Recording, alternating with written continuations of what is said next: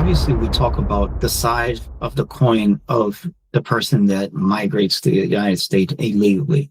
But now let's talk about the American perspective. You live here and this is all you know. Let's talk about the US citizen perspective. So let's confront the legitimate concerns raised by many long-term residents and US citizens. Most of it because it's a tax-paying situation, right? You want your dollar to be contributed to the best of your own countries and citizens and residents' interests. Sometimes the anger isn't anti-immigrant. It's more about the anti-chaos and anti-inequity. So give you an example. Let's have a resource drain argument. Tell me what you think about this. Many feel that federal and local resources like housing, healthcare, education are being redirected to support undocumented migrants, often without the same level of bureaucratic scrutiny faced by legal citizens or veterans. This fuels the perception that legal taxpayers are funding a system that prioritizes rule breakers, or rule breaking in this case, over those that follow the rule. This is a justified feeling of inequity. And I can tell you from my perspective as a veteran myself and a professional is that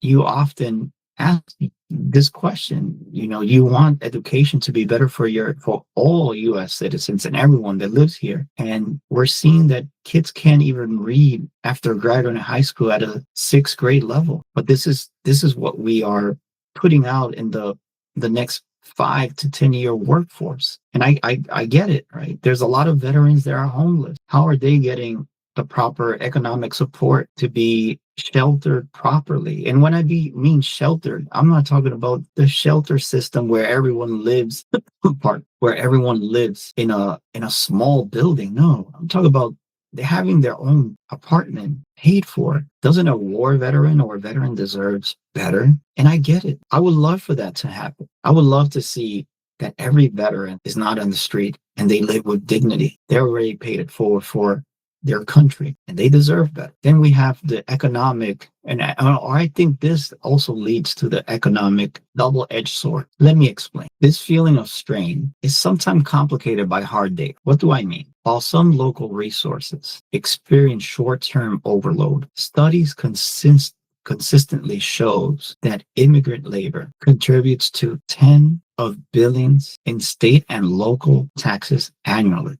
And immigrant entrepreneurs is a massive economic engine. So what are we seeing here? We're seeing that undocumented migrants are trying to do the right thing by paying taxes. And also immigrant-led businesses are twice as likely to start a new business in the US and contribute billions annually to the GDP, underscoring their long-term value. The economic effect is a wash in the short term, but a net positive in the long term. Yet this positive aspect often gets lost in the anxiety of immediate costs. So we're seeing that the entrepreneurship that undocumented migrants bring definitely contributes in a good form, and in the good form of tax paying back to the government, back to the citizens, back to the residents. But unfortunately, we want to see immediate gratification. This is why it's important that we understand how do undocumented migrants contribute.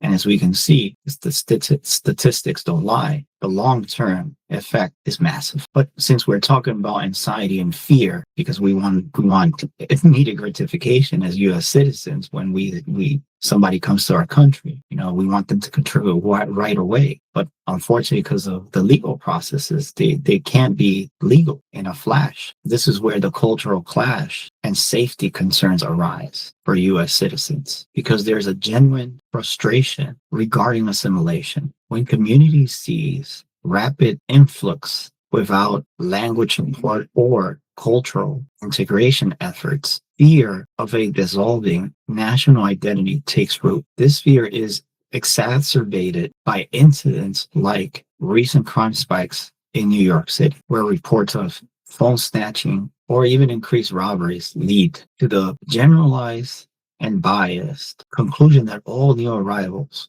are bad, are not here for the best interests of the country and its citizens. And this creates a big instability and also fear. But the problem is every generalization is unfair. Because let's think about it. Just like there's bad Americans, there's also good ones. And this goes for every country and for every culture and for every religion. There's those that commit crime and there's those that don't. But I can tell you that most of the undocumented migrants that come here to work, I would say, and this is not without having statistics, roughly my criteria indicates that's probably like 90% of people come to do good. It's that 10% that creates the notorious acts that calls the wrong attention and puts everyone on the same bucket. But like I said before, generalizations are unfair. But to be honest, the underlying concern for community safety is valid. Think about it. I'm a New Yorker, and my whole life I never had to worry about my phone being snatched or be unsafe on the train. And don't get me wrong, New York City is crazy. It's chaotic. There's a lot going on, but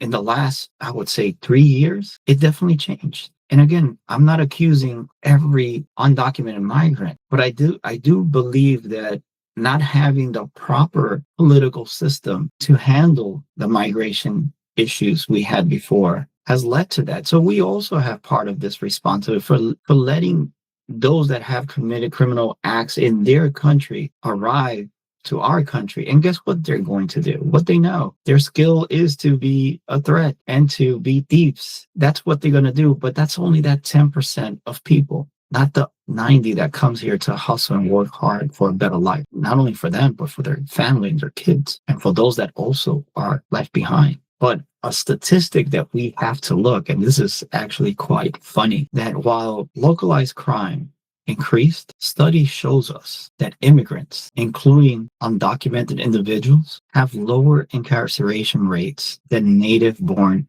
citizens. Shocking, right? But the core of the American, I would say, concern is that they're not against immigration, because everyone knows that everyone is an immigrant somehow in this country, and that this land belongs to the Native Americans that we stripped from them. I believe the Americans are against the breakdown of a secure, orderly, and fair process. But as a behavioralist, a human being, is very hard to create a fair theory into a fair process where a vast majority wins. We're actually good to do the opposite, where a small minority wins while a big minority loses. Well, this leads to, something that perhaps a lot of people don't talk about. Where do undocumented migrants go to work? And nobody talks about corporate exploitation and ethical hypocrisy. Why? Because it's not convenient for the business. And why it's not convenient for the business? Because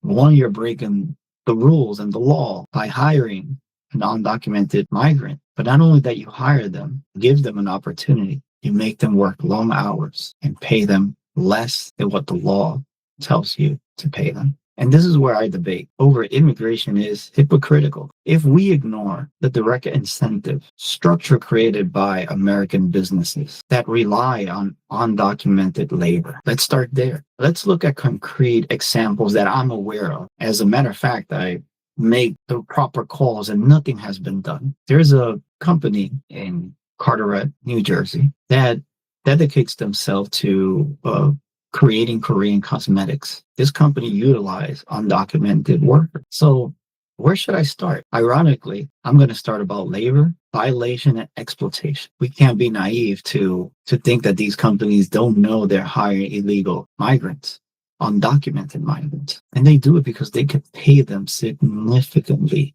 less than the minimum wage established by law. They also could avoid proper labor safety standards and sidestep oversight. In this place, we hear reports of overcrowded housing, failure to meet basic capacity standards, safety standards, and demands so high on work where they can't even use the bathroom because to work in this cosmetic company, you have to wear this full gear covered and you're clocked to go to the restaurant. And in order for you to use the bathroom, especially if you're female, which most females work in this place, they have to take all this gear, and with all the stress of work, with the stress of removing this chemical suit without any heat, you do your necessities and then traumatized because they're clocking you, because they're not going to pay you as you go to the bathroom. You got to go back quickly and efficiently to do your work. So statistically, a high percentage of undocumented migrants, they report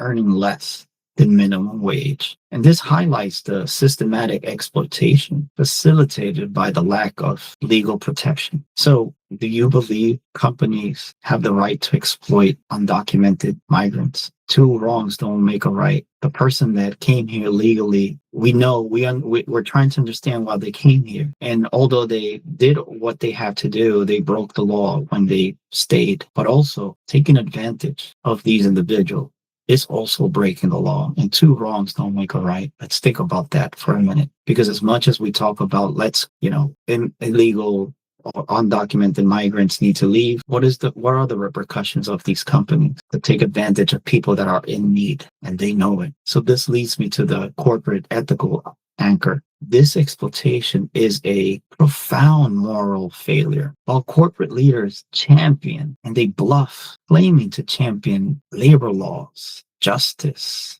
equality, diversity, and human rights publicly, they profit massively from human exploitation. They do this privately, wearing a persona mask. Both the employer seeking cheaper, less expensive labor and the broken system allowing this desperation is completely wrong. So American companies benefit directly from the lack of a legal pathway. They use this to their advantage. What does this do? It keeps the labor pool cheap and compliant. What is the moral and ethical responsibility of a company? You don't see ICE rating them or any federal agency rating them in the same way ICE rates undocumented migrants. It's sad, but human exploitation and labor through undocumented migrants is a real thing that happens every single day, and no one does anything to fight for this kind of justice.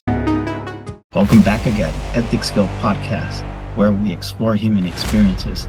And if you haven't subscribed yet, do not forget our campaign.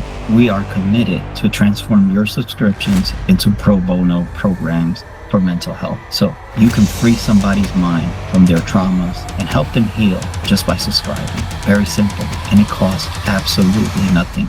Help us through this campaign, and we just want to pay forward, not only to our viewers, but for those that can't afford mental health services. Just remember, the statistics are real. Only 4 out of 10 Americans can afford mental health services. So help us change that. Hopefully, we can move the statistics and perhaps move it from 4 to 5 out of 10 people have good mental health.